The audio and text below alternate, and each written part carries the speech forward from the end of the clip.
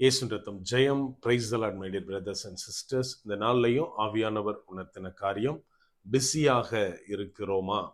ஆவியானவர் உணர்த்தின வசனம் யாத்ராகமத்தின் புஸ்தகம் அதிகாரம் 5 வசனம் 9. அந்த மனிதர் மேல் முன்னிலும் அதிக வேலையை சுமத்துங்கள், அதில் அவர்கள் கஷ்டப்படட்டும், வீண் வார்த்தைகளுக்கு அவர்கள் செவி கொடுக்க விடாதிருங்கள் என்று கட்டளையிட்டான். Let that more work be laid upon the men, that they may labor therein, and let them not regard vain words. Exodus chapter 5 verse 9. எனக்கன்மானவர்களே, இந்த இடத்துல நம்ம என்ன வாசிக்கிறோம் அப்படின்னா, பார்வோன் ஆளோட்டிகளையும் அவர்களுடைய தலைவர்களையும் பார்த்து சொல்றாரு, அந்த மனிதர்கள், அதாவது இஸ்ரவேலர் மேல நிறைய வேலையை சுமத்துங்க, முன்னாடி எவ்வளவு வேலை கொடுத்தீங்களோ அதுல அதிகமா வேலை கொடுங்க, அவங்க கஷ்டப்படட்டும், அப்படின்னா அவங்க வீணான வார்த்தைகளுக்கு இடம் கொடுக்க மாட்டாங்க அப்படின்னு கட்டளையிட்டான் அப்படின்னு இந்த இடத்துல வாசிக்கிறோம்.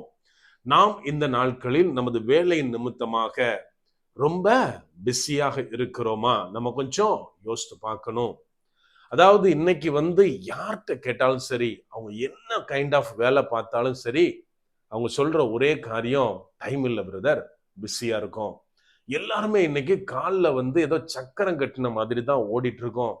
நின்று பேசக்கூட நேரம் இல்லாம அநேகர் இன்னைக்கு இருக்கிறோம். நான் கொஞ்ச நாளைக்கு முன்னாடி ஒருத்தரோட ஸ்பீச் நான் கேட்டேன். அதுல அவர் சொல்றாரு, நான் ஒரு பெரிய பிசினஸ் மேனை இன்டர்வியூ பண்ணியிருந்தேன். அப்போ 1 மணி நேரம் இன்டர்வியூ எடுத்தோம். ஆனா நாங்க எல்லாமே கேமராலாம் செட் பண்ணி எல்லாம் லைன் அப் பண்ணி எல்லாம் பண்றதுக்கு கிட்டத்தட்ட 3 hours ஆச்சு. அந்த பிசினஸ் மேன் எவ்வளவு பெரிய ஆள்னா, மணிக்கு கோடிக்கணக்கில் அவருக்கு டர்ன் ஓவர் வர்ற மாதிரியான பிசினஸ் மேன் அவரு. அவர் சொல்றாரு, அந்த 3 மணி நேரமும் எனக்கு இன்டர்வியூ எடுக்க போயிருந்த எனக்கு கிட்டத்தட்ட 10ல இருந்து 15 கால், போன் கால் வந்தது. ஆனால் அந்த பிசினஸ் மேன் தன்னுடைய மொபைலை டேபிள்ல தான் வச்சிருந்தாரு.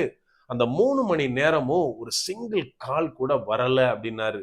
இது எதுக்காக அப்படி சொன்னாரு அப்படின்னா, அதாவது அவ்வளோ பெரிய ஆளு, அவ்வளோ பிஸியான ஷெட்யூல்ல இருக்கிறவரு, ஆனால் தன்னுடைய அந்த நேரத்தை எப்படி அவர் அலைன் பண்ணி வச்சிருந்தாருன்றதுக்காக அந்த மனுஷன் அந்த காரியத்தை சொல்லியிருந்தாரு. எனக்கு அன்பானவர்களே, இதுதான் உண்மை. இன்னைக்கு நம்ம பிஸியா இருக்கோம் அப்படின்னு நினைக்கிறோம். ரியலா பிஸியா இருக்கலாம், ஆனால் அதை நம்ம எப்படி கையாளுகிறோம், அதைத்தான் நம்ம கொஞ்சம் யோசித்து பார்க்கணும். இங்க பார்வோன் என்ன சொல்றான் அப்படின்னா, தன்னுடைய வேலையாட்களுக்கு, ஆளோட்டிகளுக்கும் அவங்க தலைவர்களுக்கு சொல்றான்னு, இஸ்ரவேல் ஜனங்கள் மேல ரொம்ப வேலை கொடுங்க, அவங்க நிக்க கூட டைம் இருக்க கூடாது, வீணான வார்த்தைகளை கேட்கிறாங்க அப்படின்னு.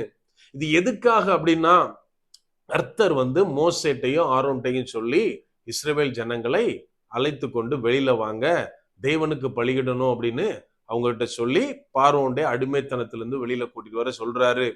இப்ப ஜனங்கள்கிட்ட மோசே எல்லாம் பேசியாச்சு. சோ இத கேட்டு ஜனங்களும் போக மனதா இருக்கிறார்கள் அப்படின்றத பார்வோன் மோசே மூலமாக கேட்டதுனால பார்வோன் என்ன சொல்றான் அப்படின்னா, இவங்களுக்கு வேலையை அதிகப்படுத்துங்க அப்படின்னு. எனக்கு அன்பானவர்களே, இன்னைக்கு இதுதான் நம்ம வாழ்க்கையில நடந்துட்டு இருக்கு. கொஞ்சம் வருஷங்களுக்கு முன்பதாக என்ன நடந்தது அப்படின்னா, நம்ம பாக்குற வேலையில பிஸியாக ஆரம்பிச்சோம். அப்ப ஊர்ல நம்ம சொந்தக்காரங்களா இருக்கலாம், ஏதாவது ஒரு காரியமா இருக்கலாம், அதுக்கு நம்ம போக முடியாது, எக்ஸ்கியூஸ் சொல்ல ஆரம்பிச்சோம். எல்லாம் ரொம்ப பிஸி, எனக்கு ஆபீஸ் இருக்கு, வேலை இருக்கு, என்னால வர முடியாதுன்னு சொல்ல ஆரம்பிச்சோம். உலகமும் அதுக்கு அடாப்ட் ஆச்சு, அக்செப்ட் பண்ணியாச்சு. இப்போ அடுத்தது என்ன நடந்தது அப்படின்னா, நாம நம்மளுடைய பேரண்ட்ஸுக்கா இருக்கட்டும், நம்முடைய பிள்ளைங்களா இருக்கட்டும், கணவன் மனைவிக்கா இருக்கட்டும், மனைவி கணவனுக்கா இருக்கட்டும், டைம் ஸ்பெண்ட் பண்ண முடியல. என்னன்னு கேட்டா, ஃபுல்லா பிஸி. ஆபீஸ்ல அவ்வளோ வேலை இருக்கு, இவ்வளோ வேலை இருக்கு, இவ்வளோ காம்படிஷன் இருக்கு, நான் வேலை பார்க்கலன்னா என் வேலைக்கே பிரச்சனை வந்துரும்ன்ற அளவுக்கு இன்னைக்கு சிச்சுவேஷன் போயிட்டு இருக்கு. இத கூட இன்னைக்கு அக்செப்ட் பண்ண ஆரம்பிச்சாச்சு. சில வீட்டுல எல்லாம் பார்த்தோம்னா, ஒரு ரூம்ல ஆபீஸ் செட்டப் போட்டு கணவனோ மனைவியோ உள்ள இருக்கிற நேரம் பிள்ளைங்க கூட உள்ள போக பயப்படுது. என்னன்னா, கால்ல இருக்காங்க. இப்போ எதுவுமே என்ன ரீசன்னாலும் சரி, அந்த டோரை தாண்டி உள்ள போக முடியாதுன்ற நிலைமைக்கு எல்லாரும் அக்செப்ட் பண்ணி அடாப்ட் ஆயாச்சு.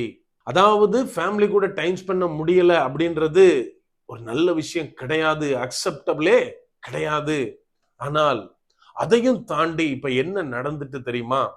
முன்னாடி கொஞ்ச நாளைக்கு முன்னாடிலாம் ஆபீஸ்க்கு போறவங்க அர்ஜென்ட்டா ஷூ மாட்டுறப்போ கேலண்டர்ல ஒரு வசனத்தை பார்த்து ஆண்டவர் இன்னைக்கு என் கூட பேசுறான்னு சொல்லிட்டு போயிருவோம். திரும்ப வர்றப்போ வந்து கண்ணை மூடி ஆண்டவரே அப்படி இப்படின்னு ஒரு 2 நிமிஷம் 1 நிமிஷம் பிரேயர் பண்ணிட்டு படுப்போம். ஆனால் இன்னைக்கு அதையும் இல்லாமல் பண்ணிவிட்டது நம்ம பிஸியான ஷெட்யூல். எனக்கு கண்மானவர்களே, இன்னைக்கு எதுக்கும் டைம் இல்ல, ஃபுல்லா ஓட்டம் தான். நான் அங்க வேலை போகணும், இங்க போகணும், அதாவது 24/7 நான் சப்போர்ட்ல இருக்கேன், ஸோ என்னால ஃப்ரீயாவே இருக்க முடியாதுன்னு சொல்ற பர்சன்ஸ் உண்டு. 24/7 ஆபீஸ் நிமித்தமா டிராவல்ல இருக்க பீப்புள் உண்டு. எனக்கு கண்மானவர்களே, நாம் நம்முடைய தேவனை மறந்து திரிகிற இந்த நாட்கள்ல நம்ம அபாயகரமான இடத்துல நிக்கிறோம். இது எப்படி நம்ம நினைக்கலாம், பிரதர் ஓடித்தான் ஆகணும், எனக்கு வேலை வேணும், சம்பளம் வேணும், நான் இந்த சமூகத்துல வாழணும்னா நான் ஆபீஸ்ல இருந்துதான் ஆகணும்னு நம்ம ஒண்ணும் மறந்துடக்கூடாது. எல்லாமே நாம டிசைன் பண்றதுதான். நம்ம எப்படி அதை கையாளுகிறோம் அதுலதான் விஷயம் இருக்கு. இன்னைக்கு நம்ம பண்ற ஒரு பெரிய தப்பு, நம்முடைய ஜாப் ஓரியன்டா அதை சார்ந்து எல்லாத்தையும் பிளான் பண்றோம். நம்ம ஒன்ன புரிஞ்சுக்கணும், இந்த பார்வோனுடைய ஆவிதான் இன்னைக்கு நம்மள தேவன் பக்கம் திரும்ப விடாமல், தேவனுடைய வார்த்தையை வாசிக்க விடாமல், தேவனுடைய வார்த்தைய மெடிடேட் பண்ண விடாம வேலை வேலைன்னு நம்மள பிஸியா வச்சிருக்கு. சோ நம்ம என்ன பண்ணணும், தேவனை சென்டராக வைத்து இயேசு கிறிஸ்துவை மையப்படுத்தி நான் என்னுடைய காரியங்களை எல்லாவற்றையும் நான் பிளான் பண்றப்போ அநேக காரியங்கள் மாறுவதை நாம் பார்க்க முடியும். அப்படியே கண்களை மூடுவோமா? அன்பான ஆண்டவரே, இந்த நேரத்திலே அப்பா உம்மை நோக்கி பார்க்கிறோம். ஆவியானவர், நீர் எங்களோட இருக்கிறீர், அதற்காய் நன்றி செலுத்துகிறோம். அப்பா, இன்னைக்கு அநேக நேரத்துல நாங்க ஒரு பிஸியான ஷெட்யூல்ல ஓடிட்டு இருக்கோம் தகப்பனே. ஆவியானவரே, அது எல்லாவற்றையும் ஒழுங்கா நாங்க அலைன் பண்றதுக்கு எங்களுக்கு கிருபை தாங்க. எல்லாவற்றிலும் தேவனுக்கு நாங்க முதல் உரிமை கொடுக்க, அப்பா, எல்லாவற்றிலும் அவரை முன்னிறுத்தி நாங்கள் செயல்பட, அவரை சார்ந்து மற்ற காரியங்களை நாங்க பிளான் பண்ண நீர் எங்களுக்கு கற்றுத்தாங்க. முற்றிலுமா எங்களை தாழ்த்தி ஒப்பு கொடுக்கிறோம். பலப்படுத்தி ஆசீர்வதிங்க. மீட்பர் இயேசுவின் மூலம் ஜெபிக்கிறோம். ஜெபம் கேளும் எங்கள் நல்ல பிதாவே. ஆமென். God bless.